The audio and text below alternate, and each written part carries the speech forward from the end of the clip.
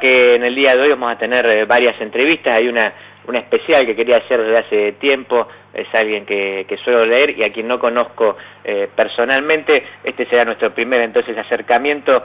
Del otro lado de la línea está el periodista y escritor Aldo Dusdevich. Aldo, buenos días, Dante Palma te saluda. Buenos días, Dante, un gusto hablar con vos y con tu audiencia. Bueno, muchas gracias. Aldo, mira, la excusa es el viaje de Francisco a Irak, y a partir de eso seguramente, bueno, la charla irá derivando para otros lados, pero sabemos que conoces mucho, has trabajado mucho la figura de él, la historia de Bergoglio con tu libro, del cual después vamos a charlar, pero en principio contame por qué es importante la visita de Francisco a Irak. Mira, yo suelo decir casi medio en serio, medio en chiste, que el Papa Francisco se ha propuesto dos objetivos un tanto ambiciosos, ¿no? El primero es cambiar la Iglesia y el segundo es cambiar el mundo. Y efectivamente este viaje está inscripto dentro de ese segundo objetivo, que es cambiar el mundo, que tiene, digamos, como base la última encíclica del Papa Francisco, que se llama Fratelli Tutti, que más que una encíclica yo diría que es un manifiesto para la acción, o sea, es una convocatoria a los cristianos y no cristianos a modificar, digamos, este sistema en el cual estamos viviendo y a construir un mundo más solidario, más fraterno, ¿no? Y allí tiene un último, es esta encíclica que tiene 8 capítulos, el último capítulo justamente es el que habla de la fraternidad entre las religiones, y donde dice, bueno, si todas las religiones monoteístas lo que buscan es el amor entre los hombres, es la paz, y a partir de ahí, digamos, de ese concepto de que todas las religiones buscan lo mejor para el hombre y para la familia, él plantea, digamos, ese diálogo interreligioso, esa búsqueda de un acuerdo, digamos, por encima de las religiones, por encima de los sectarismos, que permita construir una sociedad más igualitaria y más fraterna, ¿no? Y bueno, creo que este viaje está, y justamente yo veía hace un rato en la noticia vaticana que dice que él va bajo el lema de todos somos hermanos. Bueno, el todos somos hermanos es el Fratelli Tutti de San Francisco de Asís, ¿no? Claro. Todos somos hermanos. Bajo ese lema él está viajando a Irak, y hay un segundo aspecto que está vinculado con lo otro, que es la investigación que yo hice para el libro, ¿no? Y es que es un viaje sumamente riesgoso. En 2017 el ISIS, concretamente, que tenía, digamos, en ese momento estaba dominando Mosul, que es una de las ciudades de Irak que va a ir a visitar Francisco, amenazó públicamente a Francisco de ir a matarlo a Roma, de ir a decapitarlo. Y bueno, hoy como pareciera que, ¿no?, esto es un poco loco, pero pareciera que como no pudieron llegar hasta allá, Francisco, que no tiene miedo a nada y que es un temerario, va a una zona donde en enero hubo un atentado en Bagdad que dejó 32 muertos. Frecuentemente el aeropuerto en el cual él bajó es atacado con bombas o con misiles. Bueno, una zona de altísimo riesgo, y esto tiene que ver también con esa personalidad que Jorge Bergoglio tiene desde su juventud, y que tiene que ver con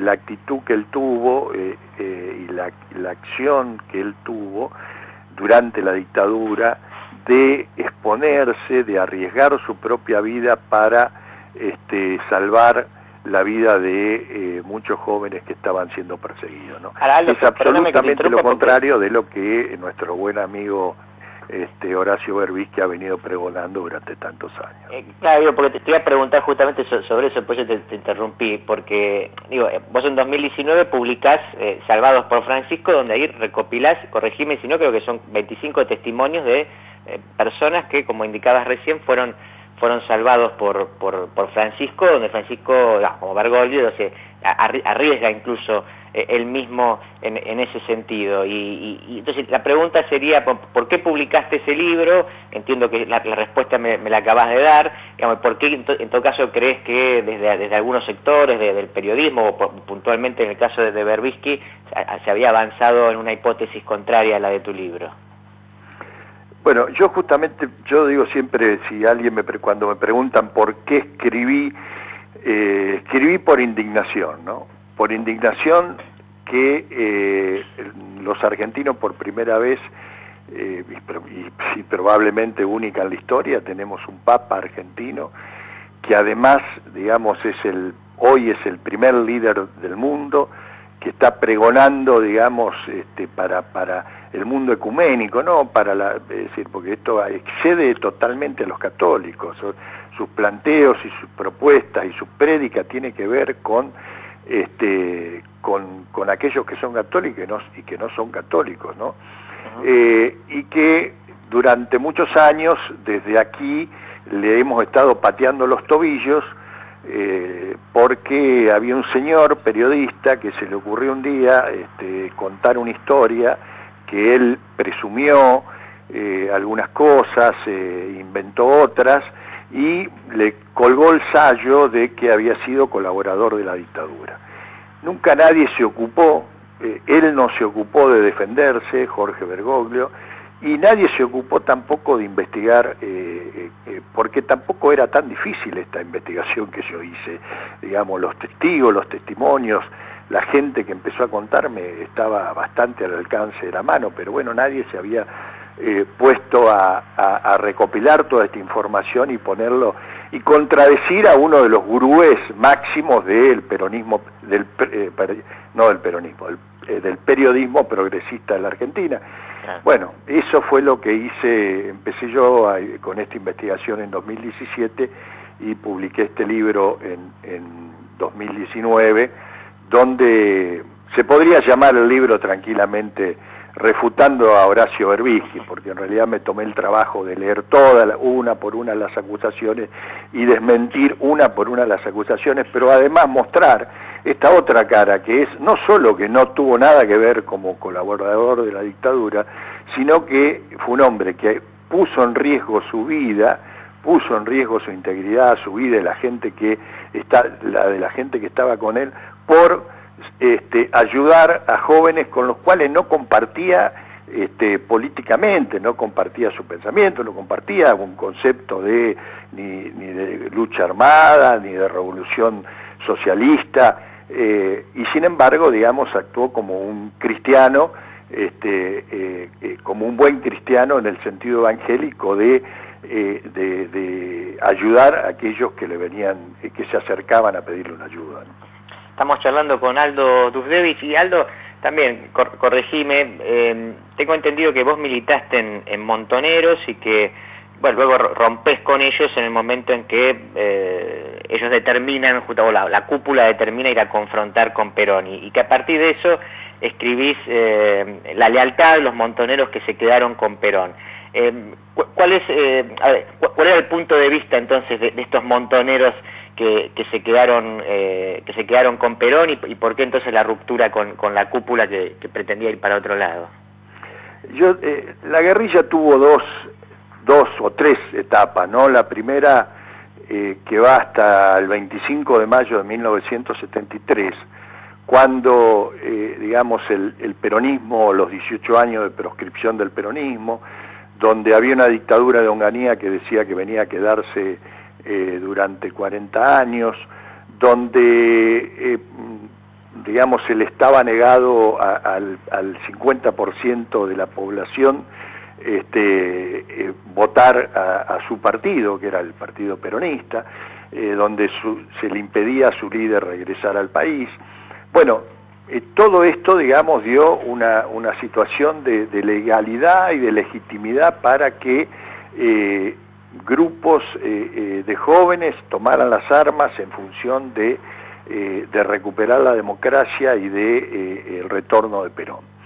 Es decir, el 11 de marzo de 1973, con las elecciones que gana Cámpora, y luego el 25 de mayo asumimos el gobierno, bueno, las condiciones cambian absolutamente. Es decir, Perón había regresado al país, estábamos en democracia, y entonces ahí se empieza a plantear una discusión, primero con el grupo trotskista del ERP, que el ERP dice, nosotros no acatamos, digamos, el triunfo, la democracia no nos interesa y vamos a seguir en la lucha armada. Y de hecho el ERP sigue, digamos, desde el 25 de mayo en adelante, con la clandestinidad y haciendo atentados, asesinando policías, etcétera, etcétera, etcétera. Bueno, el grupo Montoneros, y en ese momento que estaba la FARC también, que estaba en un proceso de unidad, que tiene una participación enorme en el gobierno, porque nosotros teníamos participación en 7 provincias, empezando por la provincia de Buenos Aires, la provincia más grande del país. Prácticamente el gabinete era todo de la tendencia revolucionaria, teníamos el Ministerio del Interior, teníamos el Ministerio de Educación, o sea, la juventud, la JP, lo que era la tendencia revolucionaria, estaba muy representada y expresada en el gobierno, y había sido una decisión de Perón de que nos den ese tipo de participación. Ahora, cuando estábamos en eso, se empieza a plantear una discusión entre aquellos que decíamos que, bueno, ahora estamos en el gobierno y hay que dedicarse a gobernar y empezar a hacer a resolver las necesidades de la gente, y aquellos que decían no, si hemos llegado hasta acá a este poder ha sido por el uso de las armas, esto es textuales palabras de Firmenich, no vamos a abandonar las armas ahora porque es lo que nos ha dado poder. Y bueno, y en esa concepción de construcción de poder interna del peronismo, Montoneros produce el peor error histórico que cometió Montoneros, que es el asesinato de Rucci 2 días después que Perón ganara su elección con el 62% de los votos. Así que aquí es esto que venía discutiéndose dentro de la organización, hace eclosión con este hecho, y a partir de allí se empieza a plantear, digamos, toda una discusión interna que termina en febrero, a fines de enero y principios de febrero del 74, o sea, unos meses después, con una ruptura dentro de la organización y dentro de todas las organizaciones que eran la JP, la UES, la JUP, el Movimiento Villero Peronista, etcétera, etcétera, una fractura muy importante que prácticamente se lleva, digamos, entre un 30 o un 40% de los viejos cuadros militantes que venían dentro de la organización, ¿no?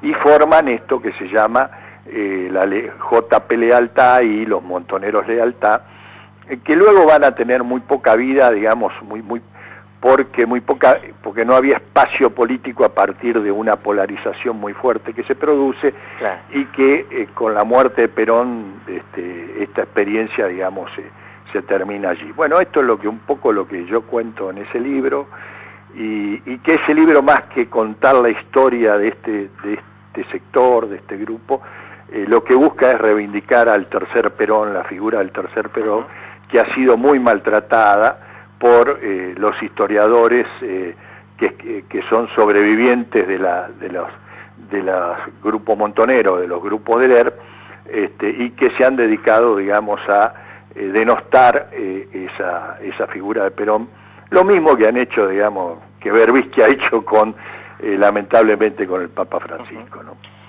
Aldo, y siguiendo en los 70, digamos, mucho se discutió acerca de si el kirchnerismo representaba los ideales de los 70. Algunos decían que sí para criticarlo, otros decían que sí para reivindicar el kirchnerismo. ¿Cuál es tu posición al respecto? Yo creo que, digamos, durante el kirchnerismo se hizo, el otro día un compañero me decía, dice, bueno, un compañero de la Cámpora, ¿no? Un chico de la Cámpora me decía, bueno, el kirchnerismo lo que intentó hacer era como, bueno, una suerte de valorización, una suerte de un pago, no es la palabra pago, pero bueno, como una reivindicación de esa generación.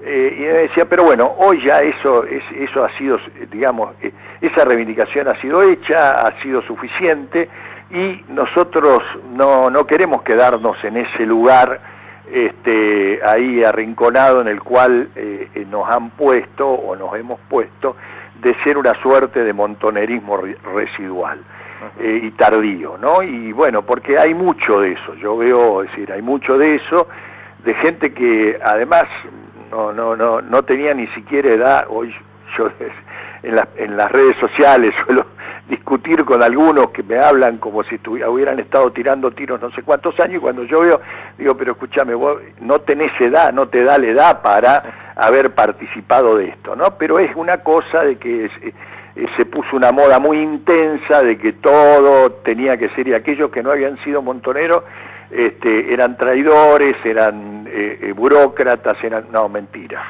El 90%, el 99,9% del país no estaba con la guerrilla en 1975 y en 1976, cuando se produce el golpe de Estado. La guerrilla tuvo una legalidad, una legitimidad y un acompañamiento hasta el 25 de mayo de 1973, y luego cuando la guerrilla insistió en enfrentarse a Perón y en seguir con la lucha armada en pleno gobierno constitucional, la guerrilla perdió esa legitimidad. Y bueno, creo que hoy, digamos, hay una revisión dentro del kirchnerismo de ese planteo o esa idea a la cual estaban asociados, ¿no? Aldo Dujdević, periodista, escritor, un placer hablar con vos. Un gusto. Te mando un abrazo grande. Un abrazo, hasta la próxima, chao. Chao.